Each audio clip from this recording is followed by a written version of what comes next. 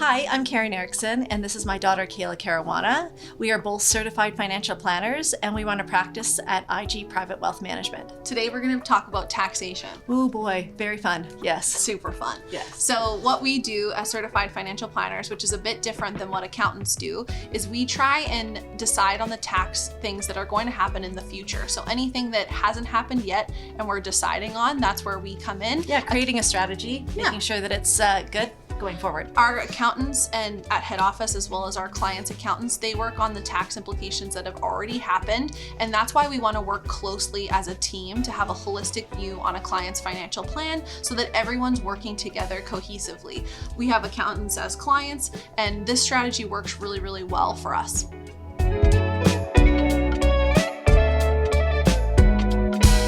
So nobody wants to pay tax. The government isn't going to send you flowers or wine or chocolates when you pay more than your fair share of taxes.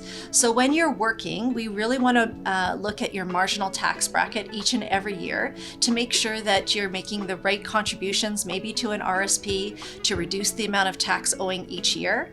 But then when you are retired, you might have a big RIF or an RSP that we need to deconstruct over time. So everybody's tax brackets are different. It's not applicable to all, but one good strategy to consider if you are in a lower marginal tax bracket is to actually deregister some of your RIF money a little earlier than you anticipated to get things out in a tax efficient manner over time. And when we construct these financial plans that help incorporate the deregistration, we're taking into consideration the tax brackets and also taking into consideration how much income that you'd like in your retirement. So those types of tax plans require proactivity, and that's where the financial planner comes into place. The financial planner is the person who's going to make that tax plan and also figure out execution-wise how we're going to build it out. So when you're retired and we're building out an income plan, you have to consider the taxation of each investment. So if you have pensions from work, CPP, old age security, that's full taxable income. Then you move into more tax-preferred investments like dividends and capital gains. And then the ultimate, of course, is the tax-free investments, which are tax-free savings accounts and your principal residence. All are equally important to take into consideration.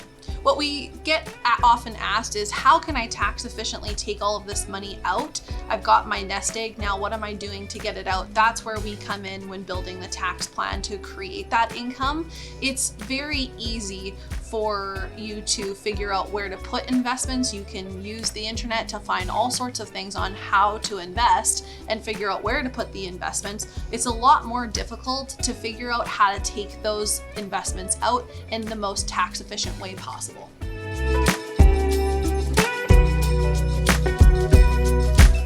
One of the most common improvements that we can make in a financial situation is assessing whether or not the correct investments are in the right investment vehicle.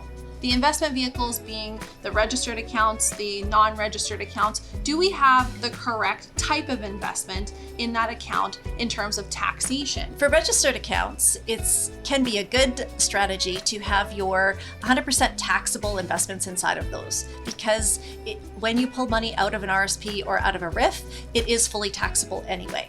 Where you'd want to have more tax efficiency is in your non-registered, and maybe where you might want to chase more growth is in your tax-free savings, since all the growth that you earn is all tax-free.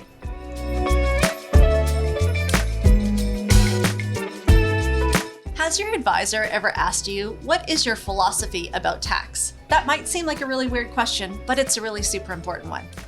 When we talk about taxation and building out your plan, we want to assess whether or not you'd like to pay more tax while you're alive, or would you like to delay some of those tax implications until after you pass away and pay more tax after death. It's important to consider your lifestyle, whether or not you have kids, whether or not you'd like to equalize your estate for your beneficiaries. If you haven't watched our video on estate planning, you can absolutely go find that video. We talk in depth about what the estate plan and the tax plan looks like after death.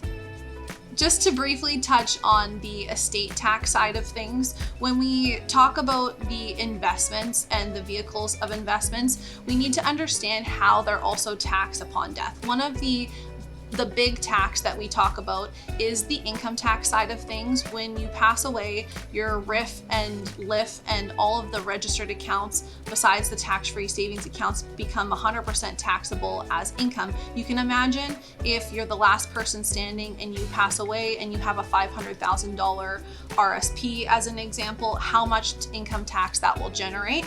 Those are the types of conversations we want to have to ensure that we're dealing with whether or not you want to deregister some of that now, slowly over time while you're alive, or if you'd like to have that tax bill upon the last person's death.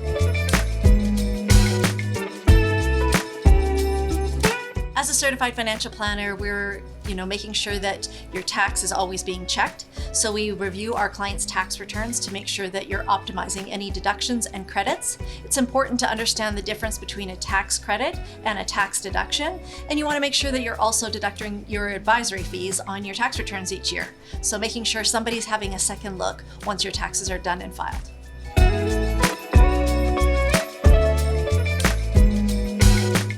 So once we feel like we've got a really good handle on the 101 and we've dealt with all of the basic tax implications, we move on to the more complex strategies for the high net worth. And those strategies are more like a 201. So some of those more complex things that we could do is a spousal RSP for when you're working if both of the incomes are not the same. So one spouse has a high income and one spouse has a lower income.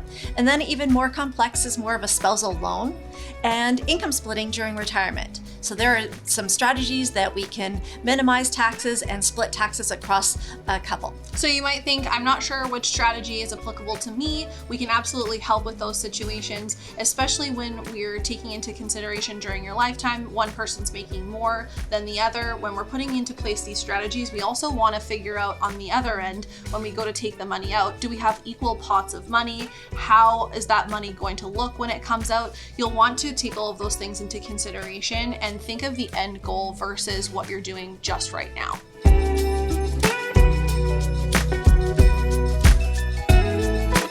So once you're well into your retirement, you might have an instance where you sell a rental property or you sell your principal residence or you have non-registered accounts that you now need to turn into tax-efficient income.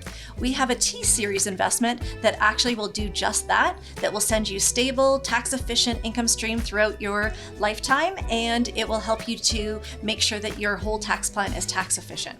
To keep it at a high level, the T-Series investment has some return of capital, interest, and dividends. It's a mixture depending on your risk tolerance and as well as your timeline.